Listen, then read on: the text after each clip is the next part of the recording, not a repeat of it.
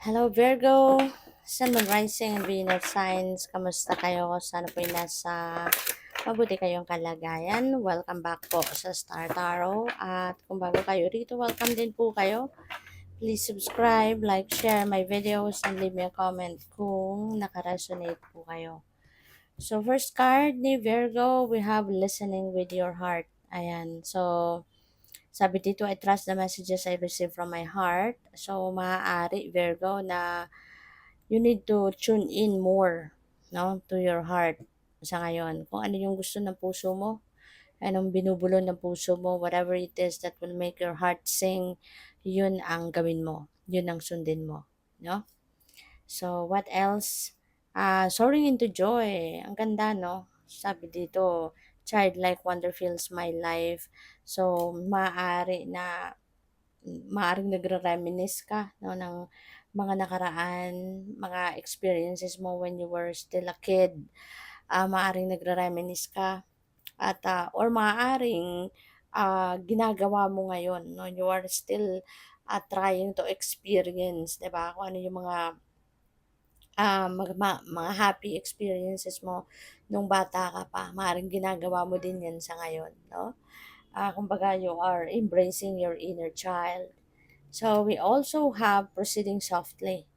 My inner power grows in moments of quietude. Ayan. So, pwede, no, Virgo, na ito yung kailangan mong gawin.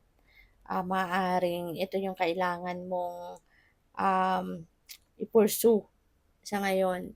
Yung magnilay-nilay, magmuni-muni, di ba? Kasi doon sa pagmi-me-time mo, sa pag-stillness mo, pagso-solitude mo, doon sa quiet times na yon, ang dami nating nadidiscover about ourselves. You know, kung hindi nyo pa yun nasusubukan, subukan ninyo. Put yourself into stillness. Magano ka, solitude ka, at mag-tune in ka lang sa ano mo, sa puso mo. Pakinggan mo lang yung soul mo, yung gano'n, no? Pakinggan mo lang yung inyong intuition. Ang daming mga impormasyon, ang daming mong marirealize, ang dami, no? There's so much wonders, kumbaga, na madidiscover ka about yourself. Okay? So, kaya maaring yun din ang magiging gabay mo, magiging inspiration mo, 'di ba, sa mga susunod mong gagawin. So, tingnan natin kung ano pa ang ganap dito for Virgo. So, we have the seat, Virgo. Mag-ano ka, ingat ka, no? Kasi maaaring merong mga tao ditong nagbabantay kung kailan ka mabudol, kung kailan ka maloko, 'di ba? So there is deceptive energy dito. Kaya mag-iingat kayo. Be careful kasi maaaring merong nagmamatiyag, 'di ba? Sa inyo kaya dapat mag-practice ka lang ng safety, okay? Make sure na lagi lang kayong safe, yung mga ano ninyo, maging ang tawag dito, mga valuables ninyo, make sure that they are all safe. Make sure na lagi silang secured ang lahat, no? Mga pera ninyo, mga dokumento ninyo, ano pa ba, mga savings ninyo, 'di ba? Bank account ninyo, dapat lagi mong lagi mong tawag dito, mino-monitor, mga ganyan, no? Mga investments ninyo, yung ganyan. So, mag-iingat. And we have third chakra, Archangel Samuel. So, parang there's so much excitement din, no? Flowing through you sa ngayon, Virgo. Maaari na ang iba sa inyo rito is, kumbaga, there's a lot of excitement. There's siguro meron kayong mga dating ginagawa. May mga na hindi ninyo natapos. Unfinished business ba? You know, maaaring may ganun kayo. Pero ngayon, maybe you're going to start to go back to that unfinished business at baka ngayon, sisimulan mo na muling trabahuin ito para matapos na. 'Di ba? This time, parang gagawin mo na 'to, tatapusin mo na, you're not going to leave it hanging, 'no? So what else? We have the sun. Wow, this is beautiful, 'no? New beginning ito, very optimistic energy. So ito na nga, 'di ba? Kung ano man itong unfinished business mo na babalikan mo sa ngayon at tatrabahuhin mong muli. So that is number one na, no, na nababalikan mo, na nagagawin mo, sisimulan mo.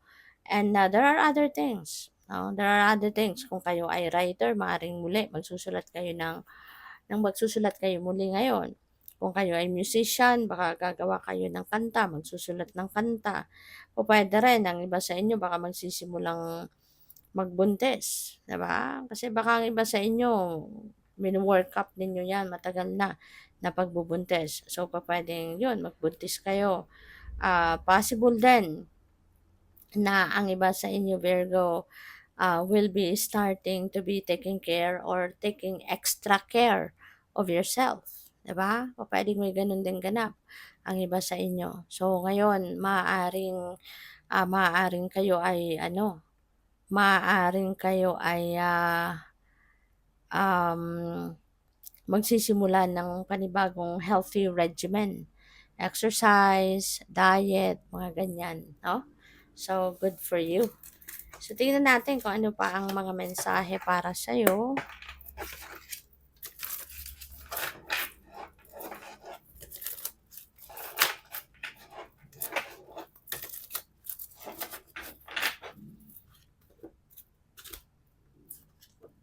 So, we have King of Pentacles. Beautiful. This is your energy. At napakaganda kasi si King of Pentacles, this is abundance and prosperity energy, So, maaari na ang iba sa inyo dito will be wealthy. Maaari na this time, in the second half of 2026, baka dito na magsimula ang pagyaman ninyo, baka dito na magsimula yung pag-alagwa ninyo sa buhay, lalo-lalo na sa inyong money, career, and finances. So, this could be the beginning, 'di ba? Ng ano ninyo, ng pag-asenso talaga sa pera. Maaaring merong mga offers na dadating dito na pwedeng pagkakakitaan ninyo ng bonggang-bongga. So, good luck sa iyo diyan. Or po pwedeng ang iba sa inyo, there will be promotion, 'no? There will be promotion, or baka ang iba sa inyo kung nagnenegosyo kayo, baka ito na yung magiging stable na yung negosyo ninyo. As in, pwede na ninyo masabi na concrete, ano na 'to, source of income ninyo, 'no? So, pwedeng gano'n ang ganap. So, we have Knight of Pentacles. Ayan. So, si Knight of Pentacles, ano ito, 'no? Si Knight of Pentacles, this is um,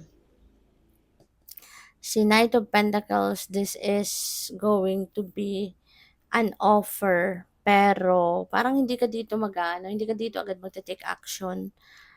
Yung parang hindi mo agad ito pagdedesisyonan, parang gano'n. So, pupuwedeng may offer sa'yo, pero maaaring makikipag-usap ka dito na bigyan mo muna ako ng konting time para pag-isipan ito, parang gano'n, 'no? So, pero maganda 'yan para hindi ka magkamali, 'no, sa pagdedesisyon. Maaaring aalamin mo dito muna yung mga detalye, mga ganyan, aaralin mo muna, 'di ba? So, that's good. So, what else? We have Six of Swords. Moving on energy to Virgo. Merong sitwasyon dito na maaaring nahihirapan ka for the longest time. Siguro nagtiyaga ka dito, nagtiis, nagtiyaga, ganyan. Pero ngayon, pupuwedeng, aano ka na, pupuwedeng, aalis ka na, iiwanan mo na 'to. Maybe you're going to say goodbye to this. So, depende ito sa inyo. Pupuwedeng ano 'yan, pupuwedeng trabaho, pupuwedeng relationship, 'no? Maaaring napapansin ninyo sa sarili ninyo na enough is enough. Tama na 'to, 'no? Tama na yung suffering na nararanasan ninyo from this. Kaya po puwedeng iiwanan niyo na 'to. Pupuwede rin ang iba sa inyo dito is going to travel, relocation, gano'n. Pupuwedeng mag-a-abroad ng iba, puwedeng ganyan. Or, pupuwedeng magta-travel, because you are ready now to explore new places siguro, 'di ba? Para doon na kayo tumira. doon na kayo maghanap ng trabaho, doon na kayo magsimula ng panibagong career, ganyan. So, tingnan natin kung ano pa ang ganap.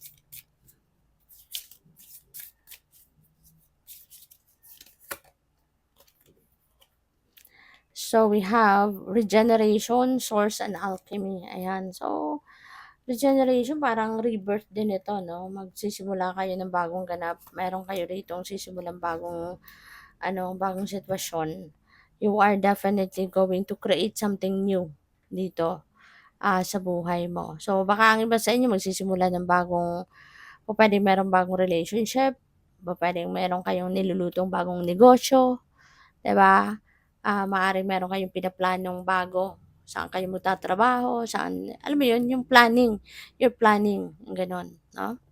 So, what else? We have partnership, growth, fertility. Ayan, baka ang iba sa inyo talaga magbubuntis, no? Or manganganak na. So, meron tayong baby dito, oh. So, tas may fertility dito. So, baka magsisimula na kayo ng pamilya, 'di ba? At ayun, may baby ng parating. And partnership. Ayan, so baka talaga mag-aasawa ng iba sa inyo, you know?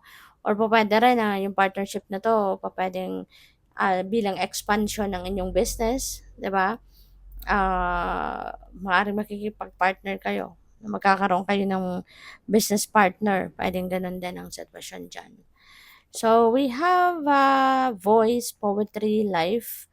Um, this could be an invitation para sa'yo, Virgo, na it's about time na for you to voice out na kung ano man yung saloobin mo, ano man yung iniisip mo, ano man yung nararamdaman mo. Kasi baka ibang kinikimkim nyo lang siguro kung ano yung nasa loob mo, ano yung nararamdaman mo. Maaaring kinikimkim mo lang yan. Maybe you're just keeping it to yourself, you know? Kaya this could be an invitation para sa'yo na it's about time na for you to put them into words. Express it into words, no? I-express mo yon yung gano'n. Para mas maintindihan ng ibang tao, mas magkaintindihan kayo, ganyan, 'di ba? So, good luck. Thank you for watching. Love and light. Namaste.